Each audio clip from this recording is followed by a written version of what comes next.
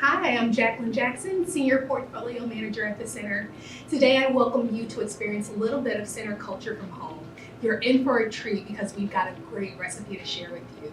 I learned something new recently. Did you know that January is National Soup Month in the United States?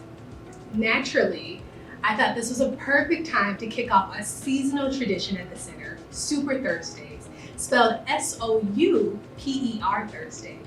Giving back is very important to the Center, and Super Thursdays is a fun way of doing it. Every Winter Thursday, one or two team members signs up to bring a batch of homemade soup to the office.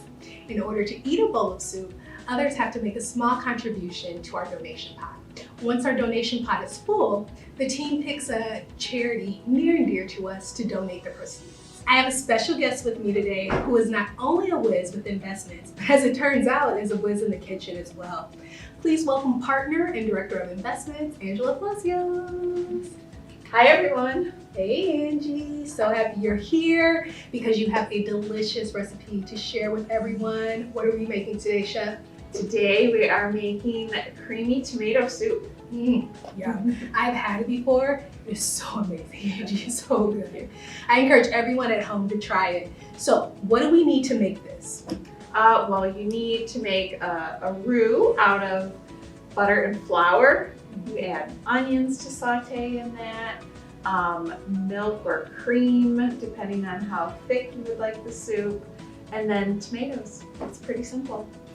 Some seasonings. Sounds good. Okay, so we have our roux going already because cameras and we don't want powder everywhere. So we have that going. I am going to add the onions. Yes. Those guys in there. Give that a nice stir. Alright, so Angie, do you know what this reminds me of? What? This reminds me of a blog I wrote a while back, and it was called Finding the Right Asset Allocation. You remember that blog? I do remember that blog, and yeah.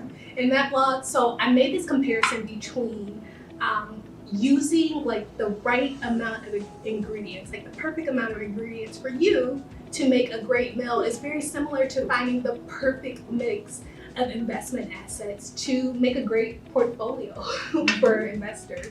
And so like, what would you, if you were to say the ingredients of if you were to list the ingredients of an investment portfolio, what would you say the Well, ingredients are? you have kind of your basic ingredients are stocks, bonds, cash, and maybe cash alternatives.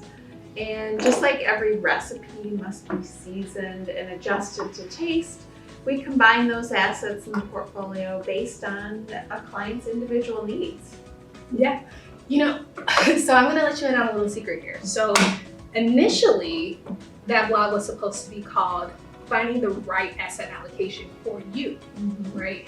And one of the reasons I wanted to do the blog is because I think a lot of times when people invest, they think there is a right way to do it or one way to do it, but that's really not the case. It's a lot like cooking. Yes, you have your baseline ingredients, but you know, you also want to mix those ingredients in a way that are unique to your taste and what you think, you know, is delicious for you. So very similar to the way we do that.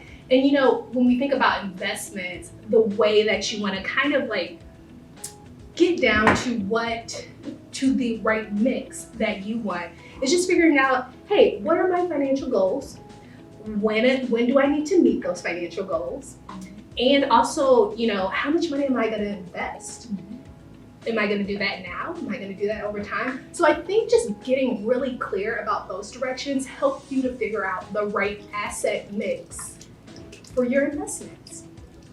Making it palatable since we're cooking. And I've added in our tomatoes because you can't have tomato soup without tomatoes. And I think the recipe normally calls for a bit more, but believe it or not, guys, this is not a kitchen. We actually work during the day, so this is our makeshift kitchen.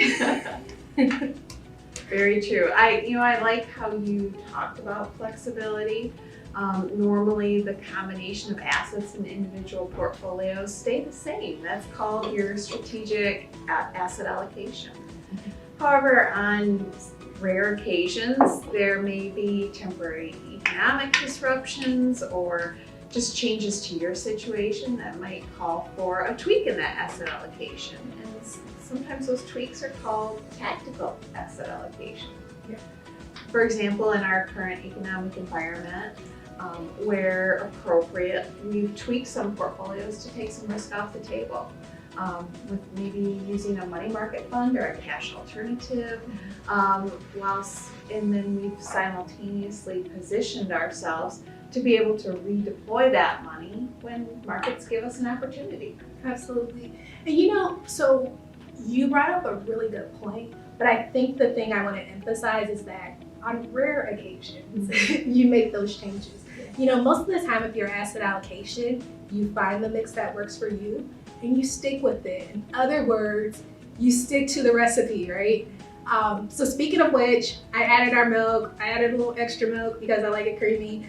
And I think, let's see, let's do a little salt. I also like a little salt in my milk. Obviously you could do onion seasoning as well as garlic seasoning in the recipe to your liking. I think we're done here, would you say? Yeah. All right. It's ready. Okay. With the magic of video, we're going to show you the final result. All right, here's the moment of truth. Let's try it. This is really good, Angie. Yes. Turned out well. It's really good. Good job. All right, everyone. I encourage you, try this one at home. It's really good. Thank you, Angie, for sharing this with us. And also thank you for talking shop with me. Speaking of which, we have an investment event coming up, right? We do. Everyone mark your calendars. We have an event coming up in February. We have both a live event in person and a webinar for those who can't attend in person. So we hope to see you there. Yes, absolutely. So we will link the recipe, the blog, and the invitation below. Thank you so much for joining us. And until next time, bye. Bye.